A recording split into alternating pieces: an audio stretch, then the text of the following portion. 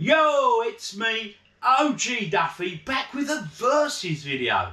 Now, we are looking at Indiana Jones and the Temple of Doom.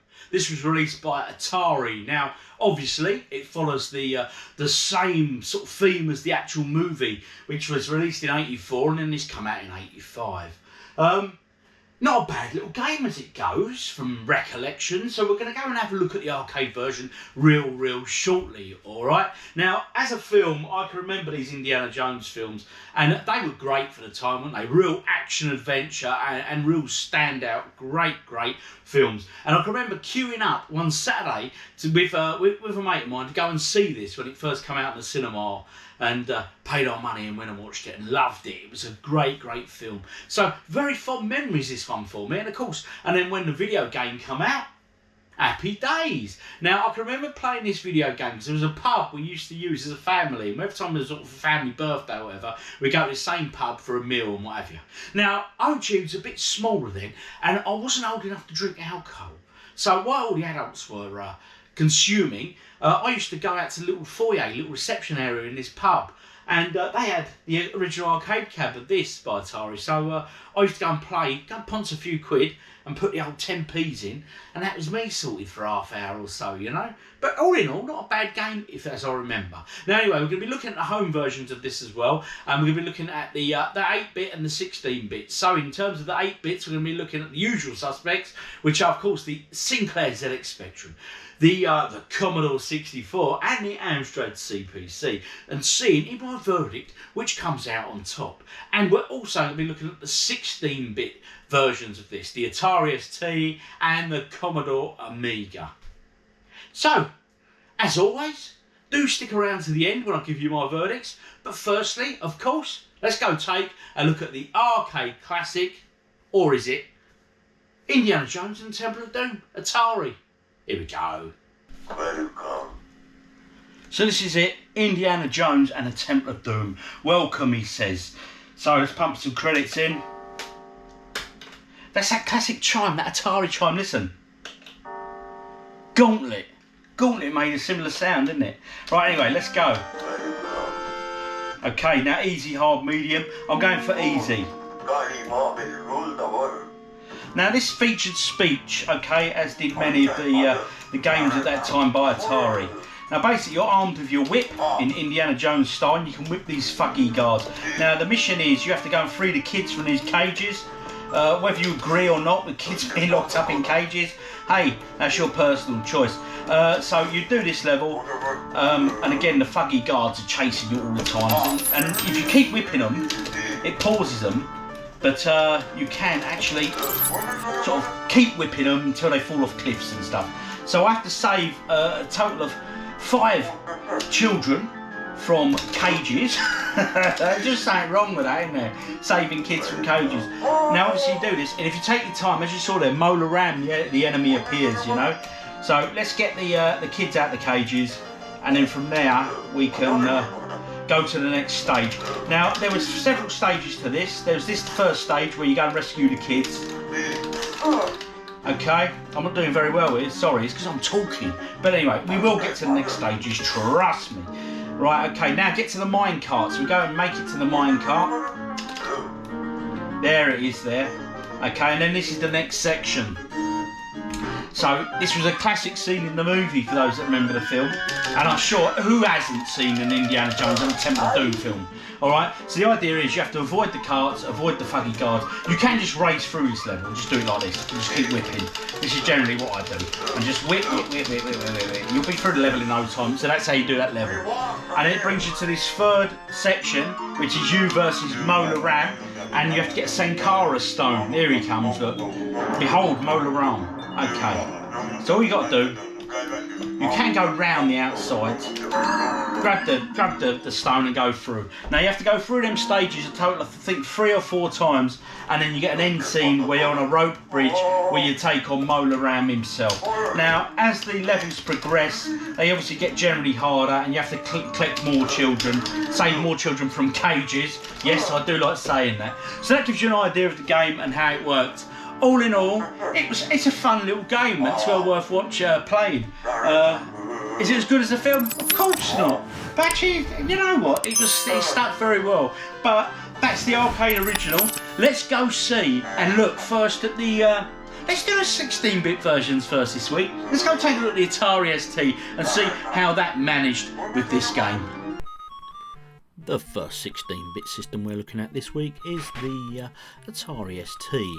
Now, graphically, the backdrops and all that look quite good. Not too bad at all. The main icon I don't think is particularly brilliant of Indy himself.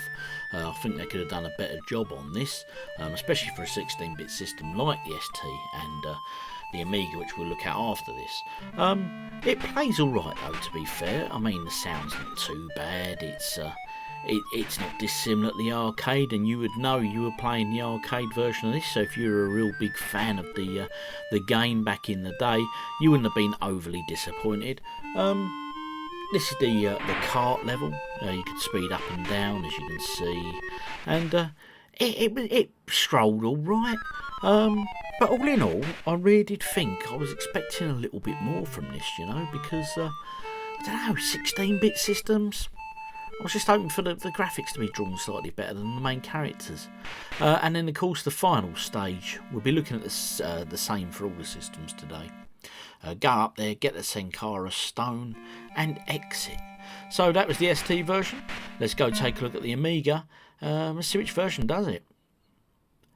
This here is the Amiga. Now, firstly, straight off, not a lot of big difference between this and the ST version, but that's what we come to expect, you know. Graphically, again, the character sprites are quite basic. I mean, Indy there, zero features on his face. It's just a bit of a blob, really. And to be honest, they could have. I just felt they could have tweaked the character sprites a bit better. I mean, look, the thuggy guards that you see there, they've actually got eyes and stuff, but Indy himself on these, look, none. And of course, the main thing you may have well noticed is the sound between the ST version and the Amiga. Now, this one only featured some basic effects, like the whipping noises and stuff. Whilst with the ST version, you had that bit of a tune running along as well throughout the game. So, a bit of a disadvantage there for the Amiga. Why that is, I do not know. Maybe just lazy programming, I really don't know, I'm not sure. But I'll tell you what, the biggest disappointment for me on this is Indy's face. I mean, at the end of the kart ride you had a bit of caricature to it, but they could have just done so much more with the 16-bit systems. I was expecting a bit more, really. But, you know, you knew it was Indiana Jones and Temple of Doom, so overall, what more can you say?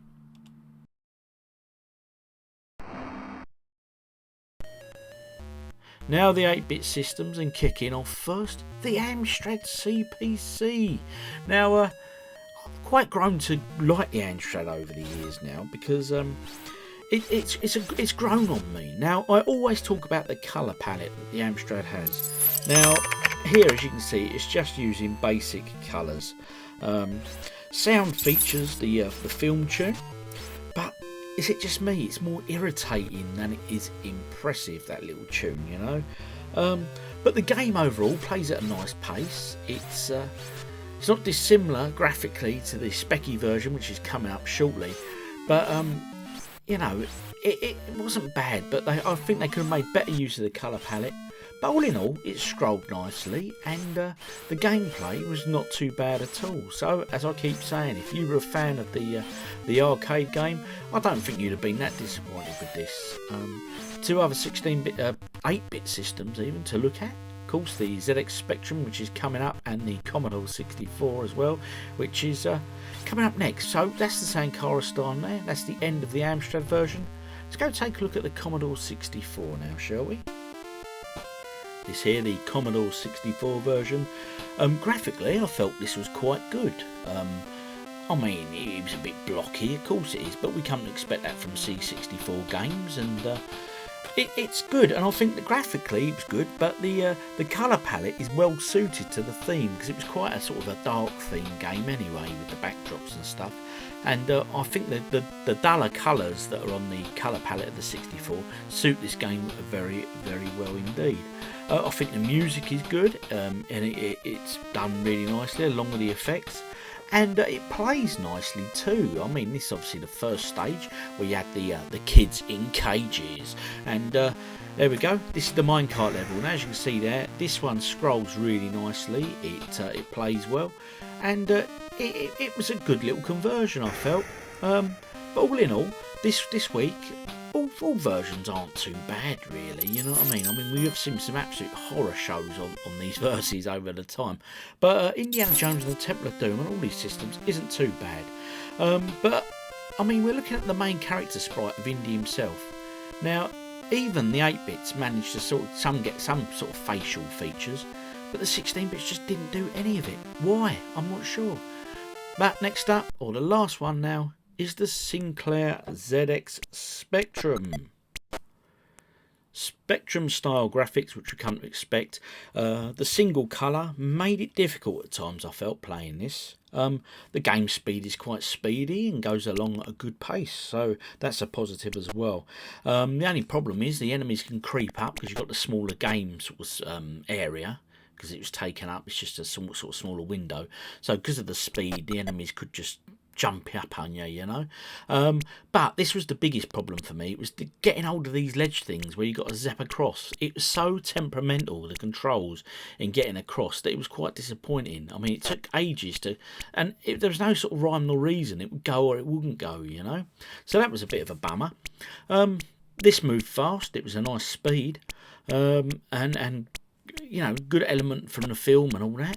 So all in all, you know, all of these systems we've looked at this week are not too bad conversions on the whole. The sound on this version is obviously very, very basic, but we've come to expect that, the Spectrum, haven't we? You know what I mean? And the final level, of course, when you go up to get the Sankara stones, it played all right. Graphically, I don't think it was too bad. Obviously, the single colour was a pain in the bum, and them things there again, they were just such a pain to time correctly, and there was no rhyme or reason whether your whip attached to the pole or not. So that concludes all versions. Let's go get my summary. Time for my verdicts.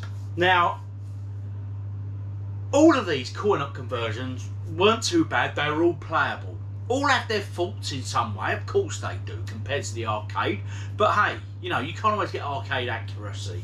But anyway, we'll do the 16-bit verdict first. Now, before we do that, as always, guys, in the comments, let me have your thoughts, your reactions, your memories from this game, okay?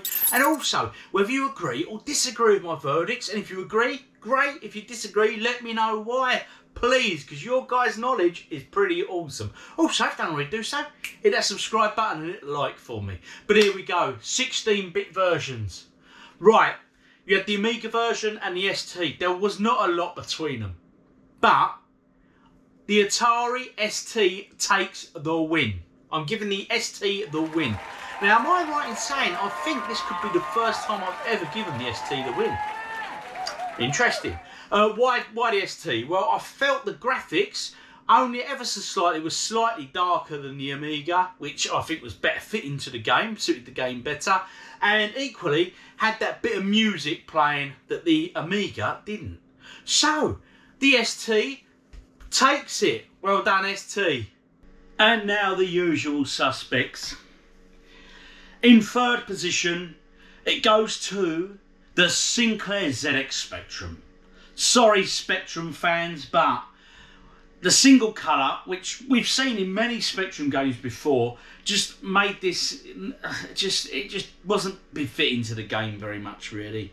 As well, I found it played quite fast, which affected the gameplay slightly. But the most irritating thing were the controls and like the pole you have to whip to get over ledges, you know? That was just so hit and miss. Excuse the pun, but it really was. It was just, you had to do 3 or 4 attempts to whip it in the right place, and that was a right ball ache. The sound effects were basic, but again, that's specky. And anyway, so specky, a third for you, which means in second position, I give it to the Amstrad CPC, which means it's a clear win for the Commodore 64, which we'll come to shortly. Now, the Amstrad version was a lot better than the specky version, okay? It had colours, had sound effects, had even played the little ditty tunes you played. But to be honest, that tune that become more irritating than fun at the end. Oh my God, it was a very irritating tune completely. And, it weren't too bad. The colours and that were fine, but the Commodore 64 takes it this week, alright? Overall, it was just the best experience of the 8-bits. It played well, looked alright, the sound was quite good, so you can't fault it really. So the Commodore 64 takes it this week. Now, as always, guys, if you agree or disagree, let me know in the comments. And if you don't already do so, hit that subscribe button, because a smile on my face makes me a happy man. But of course, you already knew that.